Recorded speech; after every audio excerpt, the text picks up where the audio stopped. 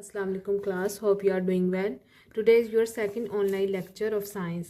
Yesterday we are study about the organ system of human body. ठीक है. Today we are study about the what are the unicellular and multicellular organism. ठीक है. तो first of all हम इसके बारे में study करते हैं. What are the unicellular organism? All the living organism may consist of a single cell. जो लिविंग ऑर्गेनिज्म है या तो वो एक सेल पे कंसिस्ट हो सकते हैं या तो वो एक से ज़्यादा सेल्स पे कंसिस्ट हो सकते हैं. जो ऑर्गेनिज्म एक सेल पे कंसिस्ट होगा तो उन्हें क्या कहेंगे, यूनिसेलुलर. ठीक है.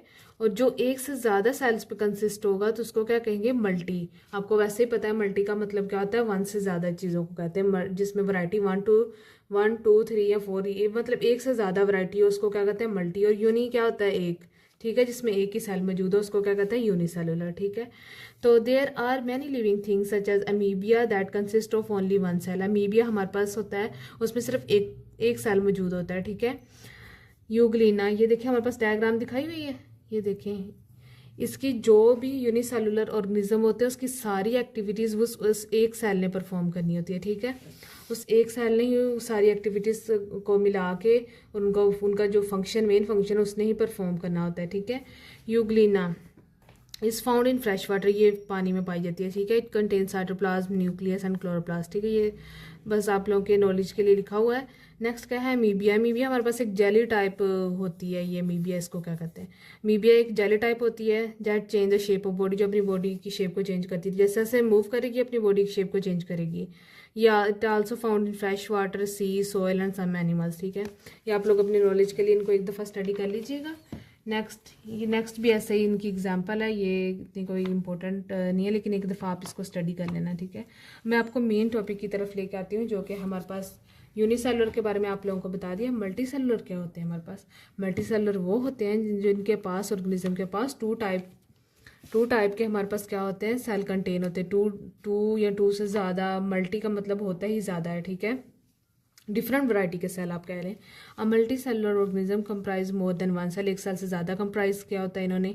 These cells usually work together, ये तमाम मिलके वर्क करते हैं तो ही फंक्शन परफॉर्म होता है. जबकि यूनिसेलुलर में क्या होता है, उस पर एक ही सेल होता था और उसी एक सेल ने तमाम एक्टिविटीज़ परफॉर्म करनी थी उसकी.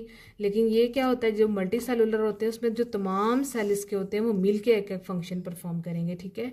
These cells usually work together, वो इकट्ठे पर वर्क टुगेदर करते हैं. And may have specialised group of cell, या उनके पास कोई स्पेशल ग्रुप ऑफ सेल्स के होते हैं ताकि वो अपना स्पेशल टास्क को क्या कर सके, परफॉर्म कर सके. अनलाइक यूनिसेलुलर जो के होते हैं organism which exist by themself and do not form a large organism. ये आप लोगों को ज़रूरत नहीं इस लाइन करने की. नेक्स्ट हमारे पास क्या होता है, nearly every organism that is visible. मैं अब आप लोगों को मल्टी सेलुलर ऑर्गेनिज्म की क्या देती हूँ एग्जांपल. ह्यूमन के अंदर बहुत सारे सेल मिल गए फिर फंक्शन परफॉर्म करते हैं. जैसे हमारा ब्रेन, हमारा हार्ट, इसमें काफ़ी सेल होंगे तो ही एक फंक्शन सेल का परफॉर्म होगा, अदरवाइज फंक्शन परफॉर्म नहीं हो सकता. सिंगल सेल परफॉर्म कर ही नहीं सकता. ह्यूमंस के अंदर, इंसेक्ट्स के अंदर, प्लांट्स के अंदर, ये सारी किस चीज़ की एग्जांपल है, मल्टी सेलुलर ऑर्गेनिज्म की. All cell in our body are similar to each other, however each different types has different role. हर सेल जो हमारी बॉडी में पाया जाता है लेकिन उसका हर सेल का, हर टाइप का हर एक डिफरेंट रोल होता है और वो दिखने में भी एक दूसरे से डिफरेंट होते हैं. जैसे कि स्किन सेल्स हो गए हमारे पास, रेड ब्लड सेल हो गए, मसल सेल हो गए. ये होते तो सेल्स पे कंसिस्ट हैं, लेकिन जब ये कलेक्टिवली परफॉर्म करेंगे तो ये अपने जो मेन ऑर्गन है मसल्स का परफॉर्म करेंगे ऐसे. ठीक है.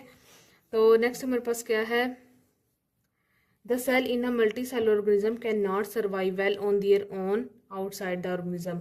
ये सेल जो मल्टी सेलुलर ऑर्गेनिज्म है ये सेल के आउटसाइड पे अकेले परफॉर्म नहीं कर सकेंगे. ठीक है. जो कि मैंने आपको बात ये पहले भी बता दी है. द एंटायर ऑर्गेनिज्म, जो पूरा ऑर्गेनिज्म है ना, जैसे कि ह्यूमन है, वो एक पूरे प्रॉपर एक सेल जो है ना उनके ऊपर डिवाइड करता है कि वो क्या कर सके, टू सर्वाइव कर सके. ठीक है. आज के लिए आप लोगों के लिए इतना काफ़ी. आप लोगों को इस चीज़ का डिफरेंस बिल्कुल अच्छे तरीके से पता होना चाहिए, व्हाट आर द यूनिसेलुलर और मल्टी सेलुलर ऑर्गेनिज्म. ठीक है. नेक्स्ट मैं आप लोगों को ये होमवर्क दे रही हूँ. यूनिसेलुलर और मल्टी सेलुलर ऑर्गेनिज्म के दरमियान आप लोगों ने write difference between unicellular and multicellular organism with example. आप लोगों ने इनकी डेफिनेशंस लिखनी है. यूनिसेलुलर की, this contain one type of cell and this type contain more than one type of cell. ठीक है. और उनके साथ एग्जाम्पल भी लिखना है और इसके कंसेप्ट को आप लोगों ने क्लियर करना है कि व्हाट आर द यूनिसेलुलर और मल्टी सेलुलर ऑर्गेनिज्म. ठीक है. ओके, अल्लाह हाफिज़.